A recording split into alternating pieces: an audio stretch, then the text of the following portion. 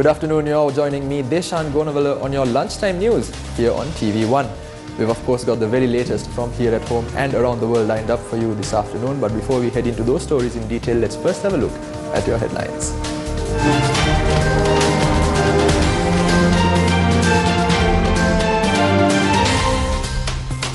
A 5-member team representing Sri Lanka to attend the 40th UNHRC sessions in Geneva. The Minister of Finance says the price of fuel was not increased in line with the increase of crude oil in the world market. Educational activities at a number of schools hampered as a result of a protest by teacher trade unions. The Anuradhapura Kandy road blocked from Eppavala as a result of a protest by farmers. Boeing 737 MAX 8 aircraft to be banned in Indian airspace from 4 p.m. today. British PM Theresa May's EU withdrawal deal rejected by MPs by an overwhelming majority for a second time.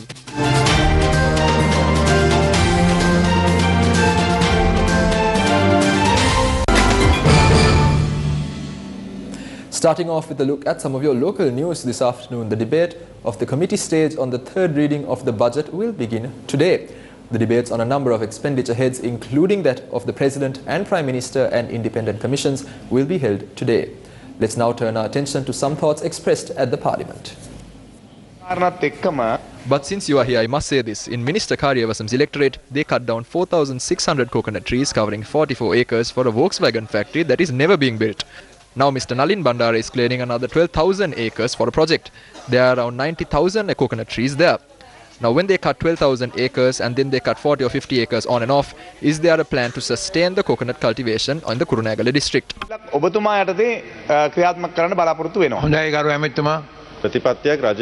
The policy of the government is free trade areas, so we will do this with strict conditions saying that if coconut trees are cut, that a similar amount has to be cultivated. Also, you know that in Kurunegala a lot of land is being subdivided and so a large number of cultivations are being destroyed. We have informed the fragmentation board to offer the necessary advice. I think we can take about 40,000 or 50,000 from the north so we can have a sustainable solution. Palm oil has become a big issue, especially in places where we have coconut manufacturing and oil manufacturing facilities. They have asked Minister that the bringing of palm oil be halted completely. We will also stop weedicides in a week or even 24 hours. I was the only person who spoke up, not even you did. The biggest victims of the glyphosate ban were tea cultivators. During Mahinda Rajapaksha's time, when 20,000 acres were given to make palm oil, y'all were silent. Then in a week, because of the environmental issues, that decision was changed. I take responsibility to say that 20,000 acres is not harmful and is not a large amount. It is happening in an eco-friendly manner. Mr. Anuradhapura Dissanayaka, you were in charge of agriculture at one point, but when I did a Google search, I found that you hadn't uttered a word about palm oil. Google search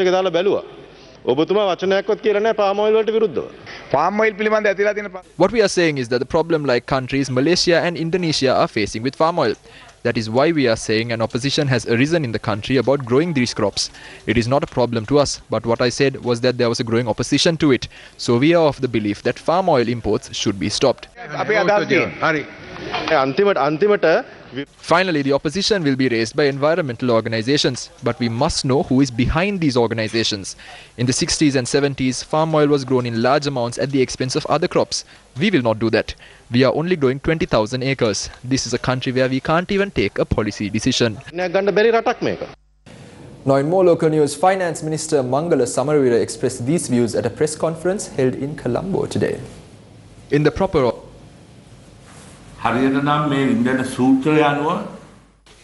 order of things, the formula should increase the price of petrol to 137 rupees and diesel to 117. But we have only increased this to 132 and 107 rupees respectively. Last month we only increased it by 1 rupee. There is a reason for this, and that is that the Sinhala and Tamil New Year is approaching, so as a responsible government, we must ensure that the complete burden is not passed down. We will analyze the situation in the coming months, but on the 10th of next month, the formula will be in effect again. Every time an increase that cannot be borne by the people takes place, we as a government will intervene.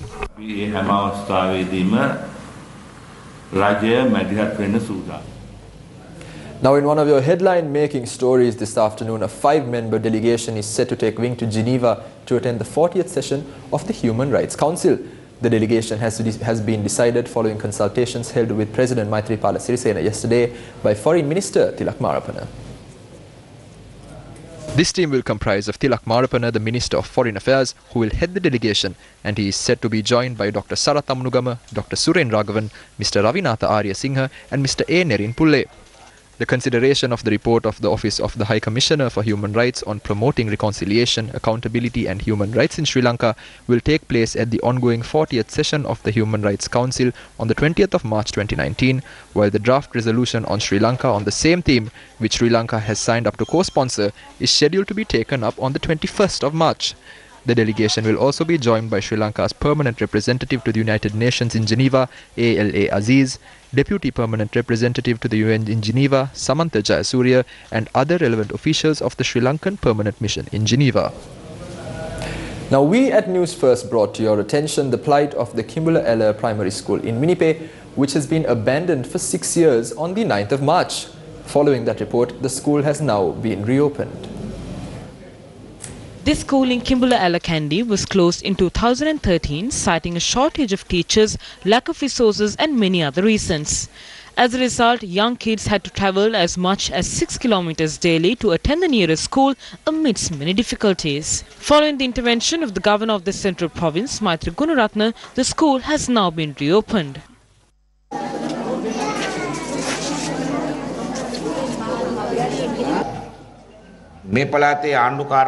After taking up my duties, one of the first things I told the Education Secretary is that we must identify and develop the most rural schools. We assume duties on the basis that we can give these kids a good education.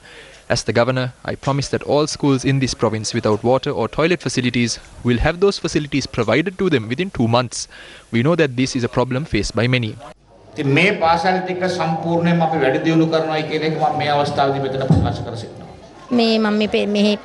are thankful to Sirasa. It is a wonderful thing that this primary school is been reopened.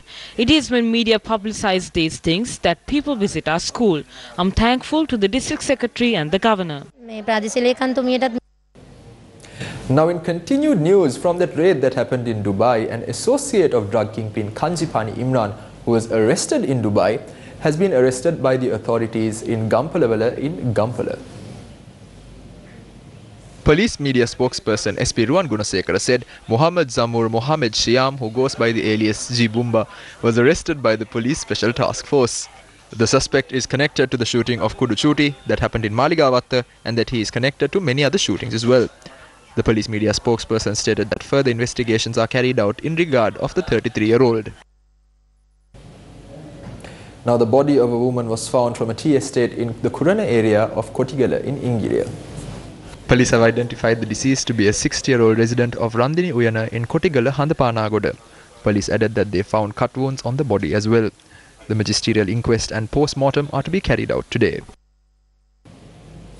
In more unfortunate news, one individual has died while 2 others sustained injuries that occurred when a vehicle collided onto the Ruhunukumari train on the Pamburana-Abigunawadana crossroad in Matara. The police stated that the accident occurred at about 6:10 am this morning. While a father, his daughter and her uncle have travelled in the vehicle, the accident had occurred when the vehicle was put onto the train track, disregarding the warning signs. The deceased, 53, is the father who was a passenger in the car and is said to be a resident of Pamburana.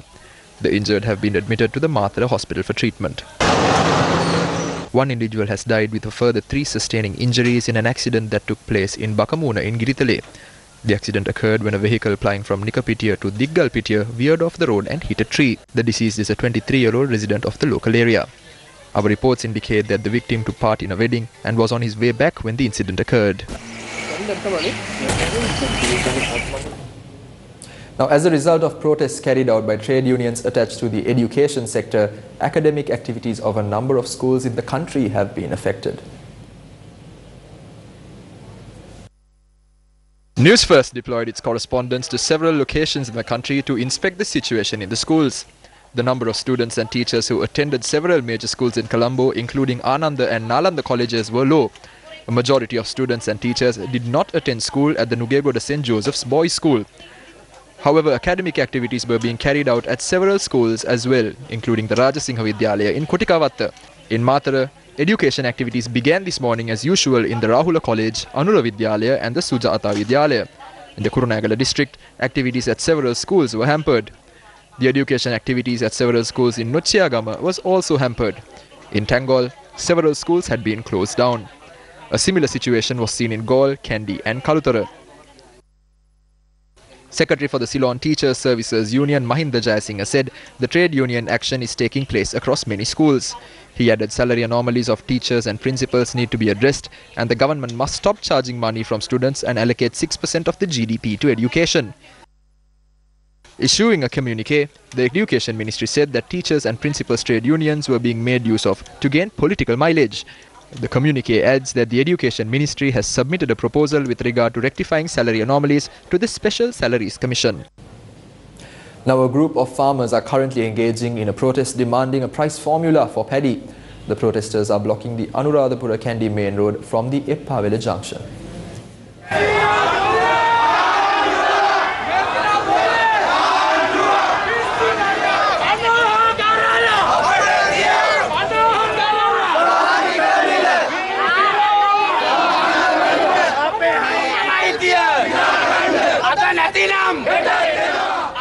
The farmers charge that they do not have a proper price for their harvest. They say that they have received a good harvest this time around. A heavy vehicular traffic was reported from the area.